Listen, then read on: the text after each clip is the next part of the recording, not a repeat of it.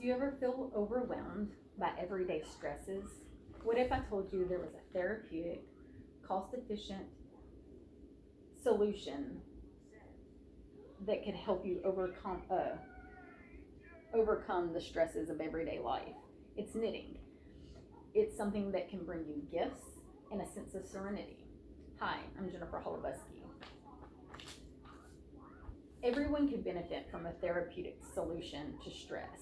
Each college student deals with stress and could benefit from learning how to take stresses away. I started knitting over 10 years ago after I had my children. I wanted to find something that reduced my everyday stresses. I wanted to find something that would help me reconnect with being an adult and have adult friends that had nothing to do with my kids. And I wanted to build positive habits to do this. In my research, I found that knitting was found to help your mental well-being. It gives you a sense of accomplishment and helps you reduce stress.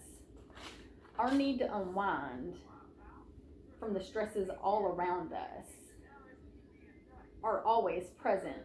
In the article, Not Your Grandmother's Knitting, the processes of transformation of cultural practices, Corey Fields, in the June 2014 issue of Sociology Quarterly, found that people who belong to knitting circles are building their own cultures. Participants from the study were saying that they found their community and that they found ways to have balance in their life between their personal and professional lives, and that they gave them such a sense of fulfillment. Since stress will always be present in our life, finding ways to combat that with habits that we can keep up. Lee Buckridge, a registered nurse, and Cami Larson, an occupational therapist at the Mayfield Clinic, wrote in their October 2017 copy of Shine 365 that they observed patients who were reintroduced to knitting were found to have stress reduced. It helped improve their self-esteem. It improved their fine motor skills. They wrote about this in their article, 5 Mental and Physical Benefits of Knitting. Yarn crafts were shown to improve all of these functions in patients going through rehabilitation. Knitting is not about perfection. I have knitted no project that is perfect, and I find each one unique. I usually don't keep many of my projects. I like to give them away. It's just something rhythmic that I enjoy doing and counting.